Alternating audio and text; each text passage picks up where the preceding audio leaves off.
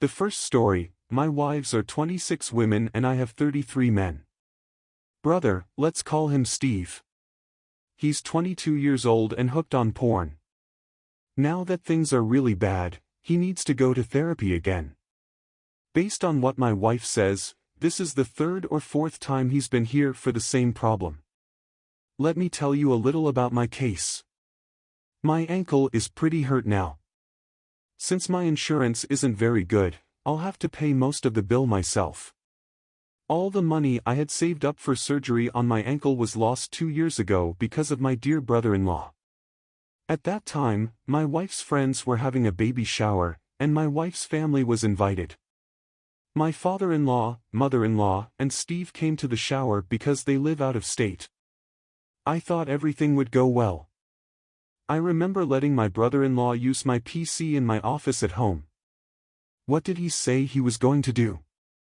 All I remember is that gave him the go-ahead. That was really stupid. Also, I was stupid to leave my important bank information in a notepad on my laptop while he was using it. He used my credit card information to buy an OnlyFans doll and spent a lot of money on her. Back then, I had no idea that was possible. But when I got my bank bill a week later, I knew for sure what it was like to be addicted to porn. I was really mad. My brother-in-law not only opened porn on my laptop, but he also possibly used my credit card information to pay for a model's trip to Europe or something. When I told my wife about Steve, she called her parents. She talked the whole time because I would have been a mess, but here's the main point. They slapped him on the wrist and told him not to do it again, but they couldn't pay back the money. It made me sad. I worked hard to save this much money for over a year so I could have surgery to fix my ankle. I broke it in a motorcycle crash when I was 25. I've already had a few surgeries, but my insurance won't pay for this one because it's more for looks than for usefulness. Now let's go back 2 years to the present. Even though I haven't had surgery yet, my ankle is still pretty badly hurt. The addict who is married to my brother has to go back to rehab. The family of my wife can't pay for it, and my wife doesn't have enough money to cover the costs. You can guess who they crawled back to. From yours truly. I laughed at the idea right away and basically told my in-laws where to put it. He was not getting another dime from me under any circumstances. That made my mother-in-law very angry when I told them that Steve's wasteful spending of my money would have paid for his therapy in full. When I did what I did, my wife felt pretty bad, but I didn't care. The fact that my wife's family knew I was saving up again for surgery on my ankle really annoyed me. If I saved money for surgery, they said it could go to their dear son. My husband's dad even told me that this time my money was going to a good cause, so I guess that was a plus. In a nice way, I told them to F off, but that made them even more angry. My in-laws asked close family members for help, and they all told me I should pay for it. What do you think? They don't want to help.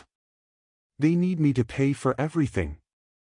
They didn't know that Steve needed help for his porn problem. My wife is upset that I let the cat out of the bag, but they are still after me for not giving them the money. Is it a bad thing that I don't want to pay for my brother-in-law's drug therapy? Update: Hey guys, thanks for all the help and stuff. It's nice to know that you guys don't think I'm the jerk.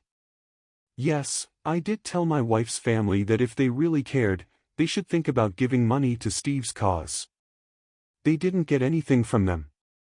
Steve went to treatment in the end. The person who got my in-laws to pay the bills wasn't me, that's for sure. I'm crossing my fingers that he can beat his problem, but I'm not getting too excited about it. My wife is still mad at me for not helping, but she kind of gets why I didn't. The family of the wife is still very angry. Steve's return from therapy was celebrated with a cookout, but my wife wasn't even invited. That's likely why she's so mad at me. Anyone who asked knows that I still can't afford to have surgery on my ankle. I guess I'll have to wait a couple of years before I can walk properly again. Your in-laws are very important because they want you to pay for Steve's rehab. He spent all of your savings, and they still haven't paid you back. You didn't sue them because, well, they're family. Now they want all of your other savings back. That's really selfish of you. Even though it's annoying that your wife is involved, she has no right to be mad at you. You need the money for your knee, but you can refuse to give it to them even if you didn't. Second story. My husband, Ben, 35, and I have a 9-month-old son and a daughter. I'm 29 years old. They were born from a carry-through mother, GC. So that I can be completely honest, I can get pregnant and stay pregnant. It would have been harder for me, but I could have carried them myself. People will probably automatically say, "You're the a-hole," about this, but there were also some eugenics-like parts to this choice that are not public. Now we're in the present. My sister-in-law is very against any kind of surrogate, gestational carriers, or something like that. She also has strong feelings about adopting babies and the private adoption business. We reside in the United States. Even though she knew this, sister-in-law didn't find out about them until after they were born and out of the hospital. But ever since they were born, people have only said mean and hurtful things to me. Some of them are, I was selfish to have a GC when I could have carried them myself, especially for all the women who really can't have children. But I did it this way just to keep my looks because I'm vain. She did this for us because we didn't know our GC ahead of time, so I bought my kids. She seems okay with surrogacy or GC as long as the parents are sisters, friends, or other people who will stay in the child's life and spend time with them when they are babies. GC made a bond with our children while they were still in the womb, but they never met her after birth and don't have a relationship with her. It looks like this is the same for kids who are adopted or in foster care. Everything stopped for my birthday last week. She was telling one of my close friends about the emotional damage adopted children who are secretly adopted as babies go through. She said something similar to what I said before, but she didn't name my kids. Instead, she talked about surrogacy, AC, and GC as a business and said it was just as cruel and traumatic. I heard her, went over, and asked if she could help me with something in the kitchen. When I was by myself, I told her to stop talking about how my kids were born. I told her that it was rude, critical, and went too far. She told me that not everything was about me and that she was just talking to my friend about this subject because it was important to her. Again, I told her not to talk about how my kids were born. It wasn't just this one word, I told her not to talk about any of them. She said no and told me I was being emotional. My husband thinks the request was too much, but these words aren't about him. Am I the jerk? You should be able to do anything you want with your life. I get that your sister-in-law has the right to her own thoughts and feelings, but she should stop criticizing everything you do. She really cares about these problems, but I think she shouldn't talk about them with you or your kids. Because he's a guy, your husband doesn't get any of this, and none of the comments are meant for him. I wish he could understand better. What do you think about this? Why do you put up with this crap? It's simple to say, okay, I heard what you had to say. Don't bring it up again, and don't say anything or preach about it anymore. Keep it to yourself. And the crap about how the kids were traumatized because they were taken away from their real mother is also rubbish. Also, your husband should have stopped her earlier. Have fun. Not the jerk. Second story. I heard her, went over, and asked if she could help me with something in the kitchen. When I was by myself, I told her to stop talking about how my kids were born. I told her that it was rude, critical, and went too far. She told me that not everything was about me and that she was just talking to my friend about this subject because it was important to her. I told her again not to talk about how my kids were born. It wasn't just this one sentence, it was all of them.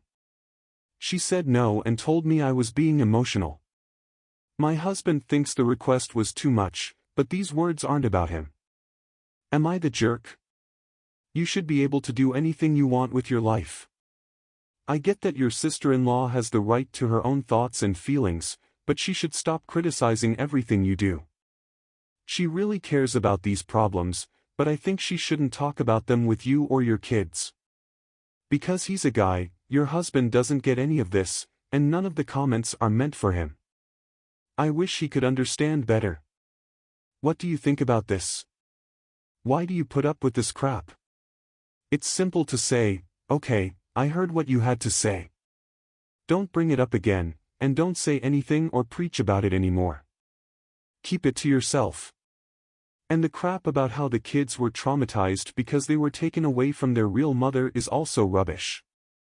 Also, your husband should have stopped her earlier. Have fun. Not the jerk. Third story. My sister-in-law, who is 32 years old, doesn't like me at all, and I'm 26 years old. Since she married into the family before I did, she's always tried to beat me. Our husbands are brothers, and she doesn't like that I had a child before her. It was when I was 21 and meeting my husband that I got pregnant. Our sweet girl Lily, fake name, was born in 2016. She's 4 years old now. To give you some information, my husband and I already chose a name for Lily. My mom, on the other hand, died quickly when I was very pregnant. Her middle name was Lily, so that's what we gave our daughter. Her real name, Sophie, was used as a middle name.